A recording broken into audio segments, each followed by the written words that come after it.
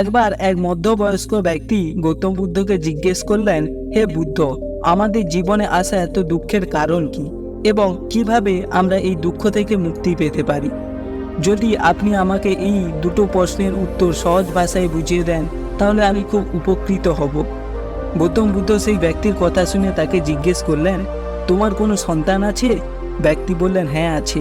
গৌতম বুদ্ধ বললেন, তোমার পরিবারে আর কেউ আছে যা তোমার মতোই সন্তান আছে?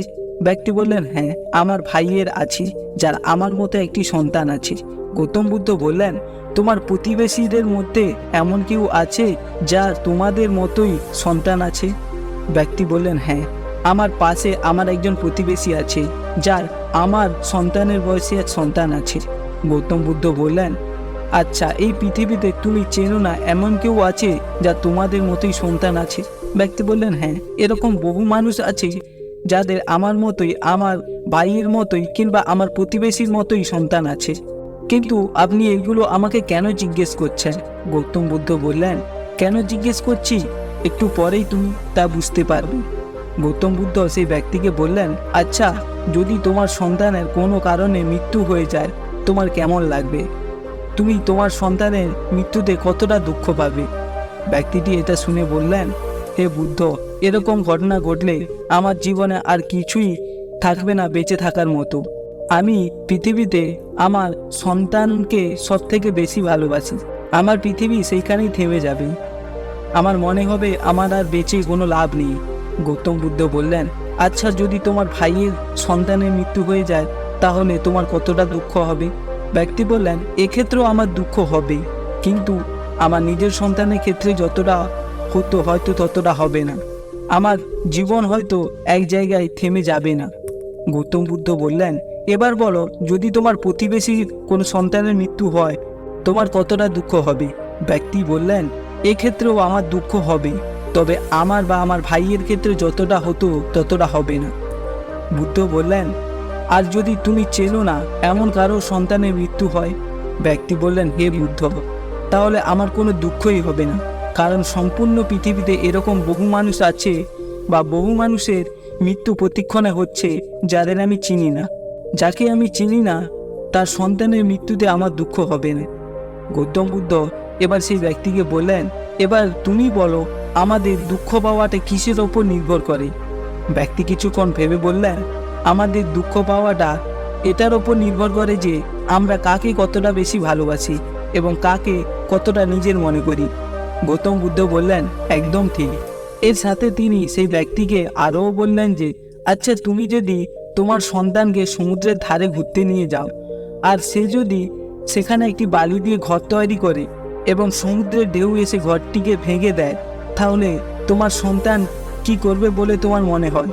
ব্যক্তিটি বলল, আমার সন্তান তখন কষ্ট পাবে, হয়তো কাঁদবেও। গৌতম বুদ্ধ বললেন, তুমিও কি তোমার সন্তানের সঙ্গে কাঁদবে? ব্যক্তি বললেন, না, আমি কাঁদবো না।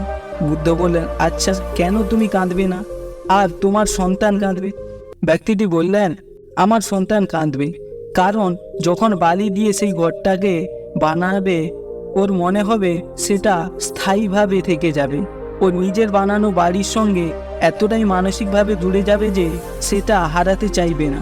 ও জানে না যে সমুদ্রের ঢেউ এসে ওর বানানো ঘরকে যে কোনো মুহূর্তে ভেঙে দিতে পারে কিংবা কোনো ঝড় এসে ওর বাড়িটিকে উড়িয়ে নিয়ে যেতে পারে। কিন্তু আমি তো জানি এটা চিরস্থায়ী নয়, যে কোনো মুহূর্তে ভেঙে যেতে পারে। তাই আমি ঘরের সঙ্গে মানসিকভাবে এতটা জুড়ব না যতটা আমার ছোট সন্তান জুড়বে। সেই কারণে আমি কাঁদব না। ও কাঁদবে, আমি কষ্ট পাবো না, কিন্তু ও কষ্ট পাবে। গৌতম বুদ্ধ হেসে বললেন, এবার আশা করি তুমি তোমার প্রশ্নের উত্তর পেয়ে গেছো। আশা করি তুমি বুঝতে পেরেছো আমাদের জীবনে আসা দুঃখের প্রধান কারণটি হলো অ্যাটাচমেন্ট, বা আমাদের কোনো মানুষ বা কোনো জিনিসের সঙ্গে প্রবলভাবে জুড়ে যাওয়াকে। আমাদের সেই মানুষ বা জিনিসকে চিরস্থায়ী ভেবে যত বেশি অ্যাটাচমেন্ট হব তত বেশি দুঃখ হবে। যত বেশি কিছুকে বা কাউকে চিরস্থায়ী বা পার্মানেন্ট ভাববে তত বেশি আরও দুঃখ হবে। আর দুঃখ থেকে মুক্তি কিসে? ওই বালির ঘরটার মতোই কোনো কিছুকে পার্মানেন্ট বা চিরস্থায়ী না ভাবা। এটা ভেতর থেকে বুঝতে পারা যে পরিবর্তনই জীবনের সবচেয়ে বড় সত্যি, যেটা অবশ্যম্ভাবী, আজ নয় কাল হবে। তাই আমরা যখন এটা বুঝে যাব যে কোনো কিছু চিরস্থায়ী নয়, সব কিছুকেই একদিন আমাদেরকে ছেড়ে যেতে হবে, সেটা মানুষ হোক, বস্তু হোক, কিংবা সময় হোক, বা আমাদের মনের মধ্যে চলা কোনো অনুভূতি হোক, সব কিছুই একদিন বদলে যাবে। কোনো কিছুই আমাদের কাছে সারা জীবন থাকবে না। আমরা যেদিন এটা বুঝে যাব, দুঃখ আমাদের আর ধরে রাখতে পারবে না। আস্তে আস্তে দুঃখ আমাদের জীবন থেকে দূরে চলে যাবে। আশা করি বন্ধুরা ভিডিওটি ভালো লেগেছে। ভিডিওটি ভালো লাগলে চ্যানেলটি সাবস্ক্রাইব করো। ভালো থাকো, সুস্থ থাকো। ধন্যবাদ।